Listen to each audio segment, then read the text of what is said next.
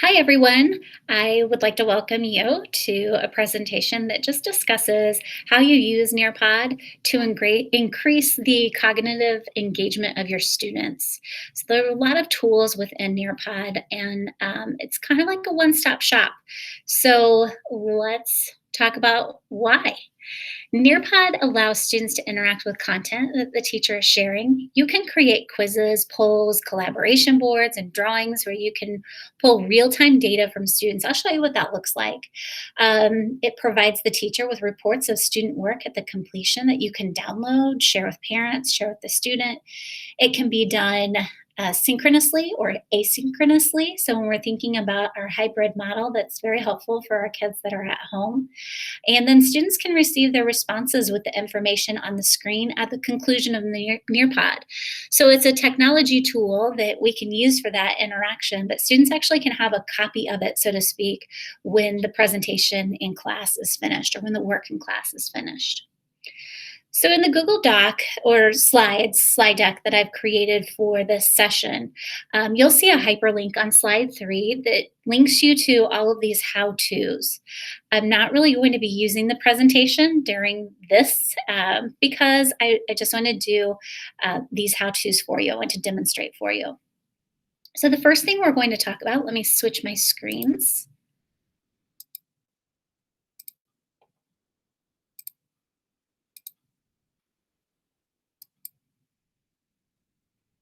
So the first thing we're going to talk about is actually how you present or how you create a lesson. Like most things, there are multiple ways to create a lesson. So your options are here with this create or over here with the create. You get the same options when you click on those. So it doesn't matter where you start, whichever you're more comfortable with.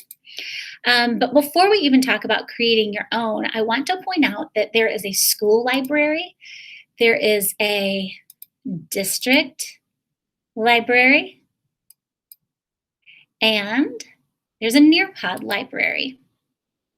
So within the Nearpod library, I can search for lessons, activities, videos. I can use state standards. So there I see my science standards, but I also see specific to Indiana. I can click on those and then choose my subject. The Nearpod presentations or Nearpods that are already created, you can actually manipulate. So if you like part of what's there, you can get rid of the parts that you don't want. Lots of different options. And honestly, they are a really good way to see even just the way to use some different features in Nearpod.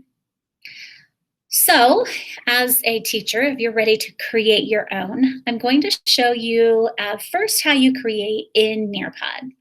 So, I'm going to create and then say lessons. If you choose videos, it's really like Edpuzzle where you get to upload, you can upload your own video. Actually, let me just show you that really quickly. So I clicked on create and then video. And you'll see that there are videos that are already here for me. I can select standards or subject matter that I want to look for. And then within the video, there are questions that go along. So open-ended questions, multiple choice questions, very much like Edpuzzle. You can also search for things on YouTube. You can upload your own video, and then this is where your videos are stored if you have chosen to upload your own. You can also create an entire lesson. So in this case, I would click on lessons. And then here's where I can add different activities and different content. So when I click here to add a slide, let me do that again. I'm going to click on add slide. I can click here or here, doesn't matter, it gets me to the same place. You'll see that I have two different categories to choose from, content and activities. The content I want you to think of as the input part of your lesson. So this is where you are providing information to your students. You're teaching them a skill, you're giving them information, and I'll demonstrate what these look like here in just a little bit. The activities, think of that as assessments. So activities are like assessments. And we're not talking really summative assessments necessarily. We're talking about those formative assessments where I can see where my students are so that I know where I need to go next. So what I'd like to do is go ahead and demonstrate for you what this looks like both as a teacher and as a student in the Nearpod. Just really quickly to create one of these, let's say I want to create a collaborate board. So I'll click on whichever tool it is I want to use. In this case, I get to choose a different style if I would like to. I can enter a topic. How are you today? Generic, going quickly here. And then I say save. I could upload any media here that I would like to. If I want to choose a picture to upload, I can do that. There's also a Google search. Then I say save. Most of the slides that you're adding in are really that simple. Like you are really just clicking add slide. You are choosing what it is that you want to add. Here's a PhET simulation. So science people, that's probably looks familiar to you. Maybe our math people, but these are simulations. And you can, like here's a math simulation or math category. In middle school, I can scroll through and see what falls into the content that I'm trying to teach my students or simulate for my students. This looks kind of cool, so you can click on that. You can preview it if you want to, and then say done. And there it's been added. So what I'm doing here is I'm building what my presentation looks like for my students. In addition to that, let's say that I don't want to create, I have a Google slide presentation that I've already created, but I want to Nearpodize it. So that's actually very simple to do. The first time that you decide that you're going to use Nearpod in a Google Slides slide deck that you actually have to create an add-on. So you could be in a blank presentation, or you could be in a presentation that you've already created. So this is one of my old presentations. The very first time you're going to have to go to add-ons at the top of your screen. You click on that and you go to get add-ons. So add-ons and then get add-ons. Once you've done that, you will type in Nearpod. And then you'll choose Nearpod to go for your Google Slides, and it will add it into your slides. The way you access it then, so here I am in my presentation that I want to make changes to. I will go to add-ons, and then Nearpod now is an option for me, and I'll say I'll click on Open Nearpod. Once I've done that, on the right-hand side of my screen, you will see that my toolbar is slowly populating with the activities to edit. So it's telling me this is one that I've already edited. So it's saying like, are you sure you already have this in Nearpod? I want to say edit this lesson. And now you'll see here are my activities and my content that I can add in.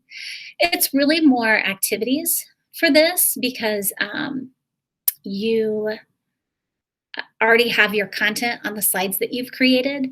But let's say, after this slide, I want to create a poll. So I need to see where my students are in their understanding. So I'll click on poll. You're going to see my edit slide pop up. So it's really creating an additional slide in my presentation. I can ask my question. I can give answer options. And I can add an answer if I want to. There we go. And I can add additional media up here and a timer even if I want. The additional media that I can add, there are quite a few options. One of my favorite ones is really that audio where you can do a voice over the content that's on your slide. Probably wouldn't be as helpful if you were doing this synchronously, but if you had students working independently at their own pace or even at home, audio would be a good thing to add to the information on this slide. I'll talk about audio a little bit later in our presentation today. So then I'll click on Save. And you're going to see that slide just popped in between the two slides. If I can find it. There we go. I had selected slide 11 when I hit the poll. And so it's now put it after that slide. So it's at slide 12. If I want to edit this, I cannot click right here and edit where I typically would on a slide.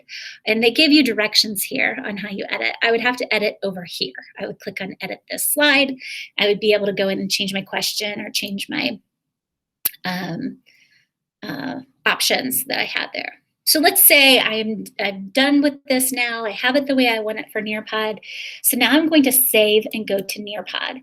And when I do that, you're going to see that it slowly, because I think it's because I'm also recording this right now, you'll see that it's saving this. It does take a little bit of time. The process is not immediate, but it's not as long as like processing a YouTube video. Maybe takes a minute or two to populate. So it's telling us it's almost there. You will see the other videos or the other Nearpods that I have in my own library. Oh, and now this is ready. So when I'm ready to share this with students, I would choose either live participation or student paced. Okay, so with that said, let me decide how I want to do this. I'm going to show you a few options. And in order to launch any Nearpod, no matter if you've created it in slides or not, you will always launch as the teacher from Nearpod. So I'm clicking on live participation since I want us to go through this together. If I wanted students to, even if they were in my classroom and I wanted them to move at their own pace, I could choose student paced. Either option that you choose, here's what's going to happen. So I'm going to click on live participation. And it will provide me a code that I need to give to my students. So you'll tell your students, I want you to go to join.nearpod.com and enter this code. And I'll show you what that looks like. So let's go to join.nearpod.com. When I go to that screen, going to say enter code. Your teacher will give you a code to join the lesson. So this code right here, let me grab it, paste it in. And because I haven't really started it as the teacher yet, my students are going to see a screen like this, asking for their names. Obviously, this is a place where we insert a quick digit lesson and say, please use your real name. And that's saying, hey, your teacher's not quite ready yet. Hold on. She's getting ready to play this video, because the first thing on my screen, this is my teacher version now, I've chosen a video. As the teacher, I get to decide, since this is synchronous right now, I get to decide if I get to play it or if the students get to play it. I'm going to choose me and say continue, and then hit play. You'll notice this looks a lot like Edpuzzle if you're familiar with Edpuzzle. Today, we're going to be talking about how to write a thesis statement in just a minute. All right. So students now on their screen, they've been asked a question. How much do you already know about writing a thesis statement? A lot, a little, or not much? I'm going to say not much, and then say submit. All right, I can even edit it if I need to. If I go back to the teacher version, I'll see that my student answered not much. I can even share that answer with the class if I wanted to. If it was something a little more thought-provoking, my question isn't so much, but gives me a quick glance as a teacher where my students are before we even proceed. You'll see in this video that there's another question that's been added here. We're not going to go all the way through just for our presentation this afternoon or today, but you get the idea. So going on to the next slide, I can insert a URL for students. That way we're not going back and forth between different apps. I don't have to take them into Canvas to get the URL and then back into Nearpod. And we know the more we click out of something, the harder it is to get them back in it. So you could just add a URL. Another activity, I'm sorry, not activity, but content that you can provide is a 3D image. This is a 3D image of a plant cell. They have a lot of different ones that you can choose from in Nearpod. The students manipulate it on their own. So when I rotate it as a teacher, the students actually, it doesn't rotate on their screen. A lot of different subjects in here. It's not just specific to science. Another option for content, I already pointed out the PhET interactive simulation. So this is one of them where you can change the slope, what happens when I change these numbers. Students change those actually on their own. It's not teacher driven. Another content option is a virtual reality tour. So, it's not as great as maybe putting on the headset, but we can actually take a look. Who knew that it looked like just a big desert when you were looking at the pyramids? That's kind of cool. A lot of different places that you can go to. You can search when you're adding that slide as a teacher. Math people, there's something for you.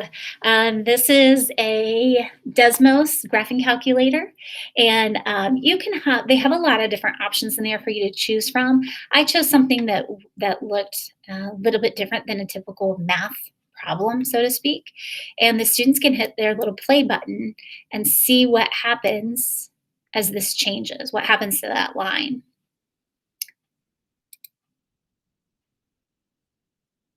Microsoft Sway is a way to share information with students, and you'll view more by scrolling or pulling down on the screen, and you can see here where I have more information.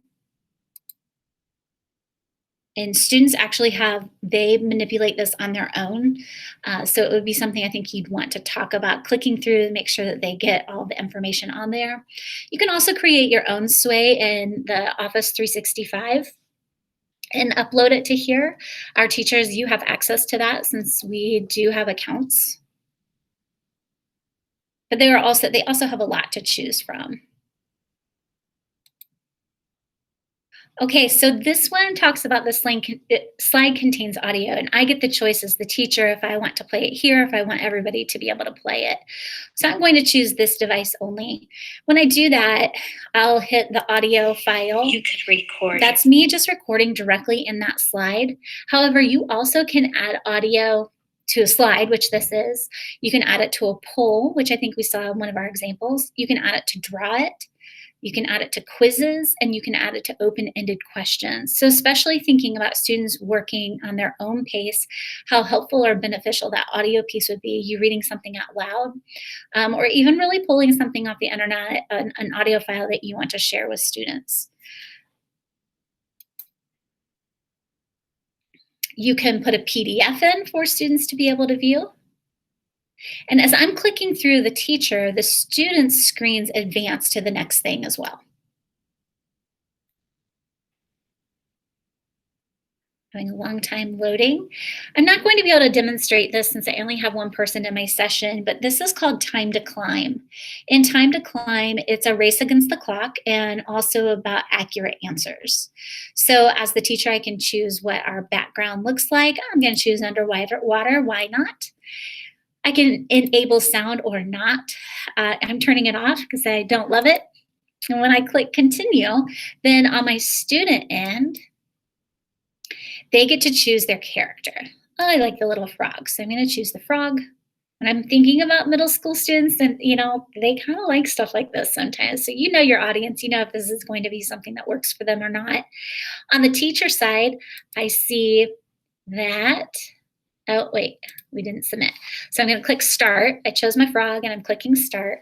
And now on the teacher side, I see that Katie has arrived. There she is. And I would see other students populating in here as well.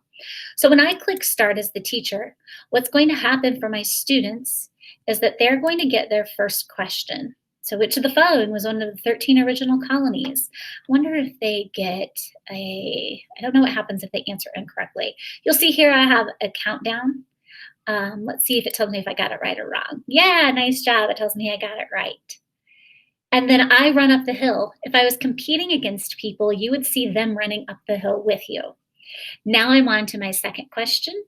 Which of the following colonies was a New England colony? Oh, I'm going to pick Pennsylvania. Oh, snap. It tells me I got it wrong. Oh, it tells me what my correct answer was too. There we go. Now we know. And again, you would see other people. At the end, tells me good job. The teacher sees, tells you the order of everybody.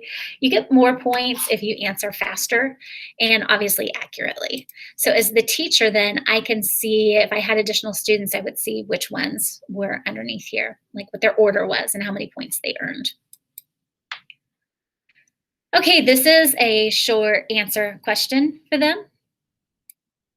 I have added a little picture that they could look at. How are you feeling today? be a nice check-in slide for them at the beginning of class. Um, Excited for Nearpod. When the student submits that, tells them that they have, and then the teacher here sees that I have an answer. I can share this. So I would get all of my students listed underneath here as the answer. I can share it so that my whole class can see, when I'm thinking about if I'm responding to a question and providing supporting evidence, I can share some examples that I want to with my class. The cool thing is, it does not, for the students, it doesn't show who the author of that was. So a student sees that I've shared this, but they can't see who said it. Makes our middle schoolers feel a little more self-assured. Okay, this is, I believe, just taking a poll on the student end. Where can you assess students in Nearpod? Well, that's in the activities. And then I say submit. And on the teacher side, I will see, slowly but surely, this is where that student has answered. And again, I would see additional students lining up under here and I could see where they are. I can share with my students how we all, 100% of our class got this right. You guys are awesome. Or, oh, only 50%. We need some work on this. Draw is one of my favorite features in Nearpod. So this is a slide that I've actually created. I just put a PDF in there of, or a picture of this graph. So on the student end, they can add text, they can erase their work. What's this one? I think they can add images, yes, and they can draw on it. So let's say that they've graphed it and then they can submit. On the teacher side, I see what that student has submitted. There is a little bit of a lag. I can click on it and see it. And again, this is something that I can share. So students could, with my students. So now as the student, I get to see what one of my classmates answered, how they answered that question. And let me unshare, close, go on to the next one. Collaborate board.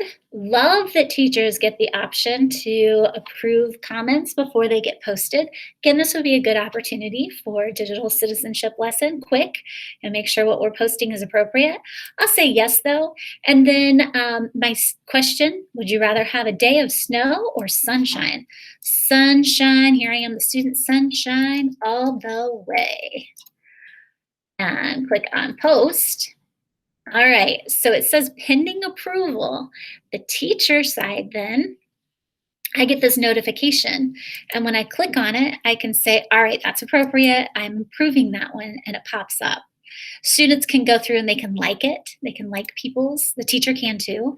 And if the teacher realizes like, oh, in that second I approved something that I shouldn't have, then they can trash it as well. If you trash it and you didn't mean to, you can refresh it and it comes back.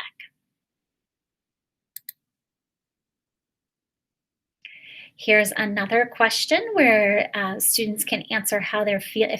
If I turned you loose to work right now, would you feel? How would you feel? And let's see. I mostly get it. And as the teacher, I can see where my students are answering again. I think this one was the poll. Yep, it's the poll. That's what this is. So when I said earlier, I thought it was the poll, that was actually a quiz question.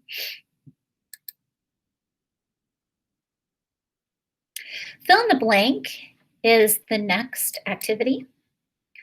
And this is where you type in your text, or you can copy and paste text in, and students actually drag and drop. So hello teachers, you can use fill in the blanks to add blanks for students to fill in. And click, oh, there we go, click next. All right, and then say done. Tells me what my score is. And as the teacher, I'll see that Katie scored 5 out of 5.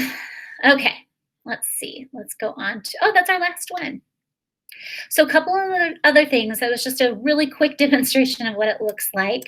As the teacher, when I am finished, I'm going to click on end session. If you teach multiple sections of the same course, then it's really important that you end that session, because when you do that, that separates your data for your different class periods. So I'm going to click on end session and say, are you sure? Because you still have students here. And I'll say yes. and then it takes me back to my Nearpod. But I want to show you what the reports look like very quickly.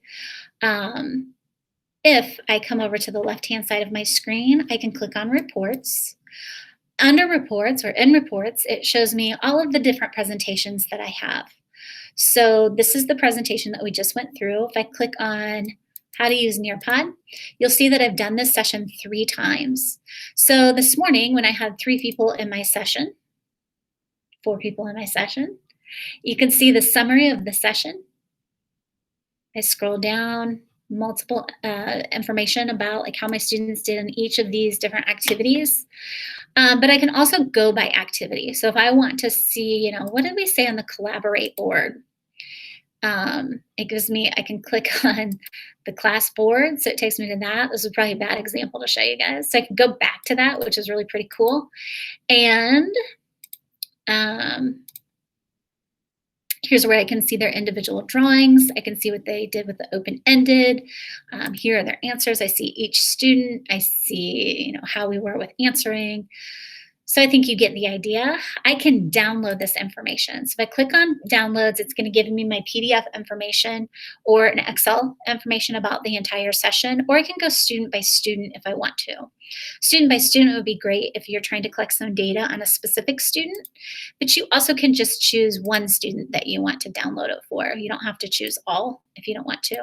I don't want to choose any right now. But this gives you some good data to determine like what are my next steps as an instructor? What do my students need?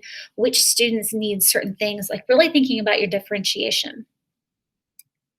One additional thing that I meant to show you as a student that I can't anymore because we're out of presentation mode.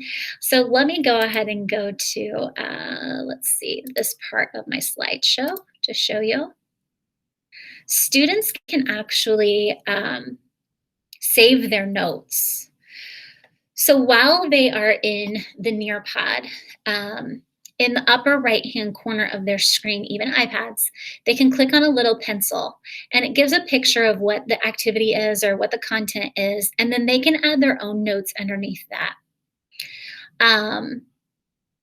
When the lesson is over, they're going to actually choose. Our students need to choose that they're saving it to Google Drive. Email won't work since they can't receive emails outside of our district. So they'll save to Google Drive, and that actually gives them, it's so cool. It gives them, all of the different content slides and their answers during the activities, with the activity questions. It gives it all to them in one document. So, a lot of times when we use some technology or some tools in our classroom to give content to our students, it's gone from them once we're done with it. And this is a case where they can actually reference this presentation or even their answers that they've put in after the fact, which I think is just a really great feature that Nearpod has available. Let's see. We already talked about how to edit from Google Drive. I think that's it for our presentation today. Let me take a really quick look at our table of contents to make sure we've covered everything. Yeah, I think we've covered it all. If you have any questions, first off, I am linking this underneath the YouTube video, this document or the slide deck, so that you have the how-to right there in your hands. But please know if you have any questions, I am always available to meet with you, even one-on-one or with your PLC or team. Please just let me know, and I'm happy to help. Have a great day.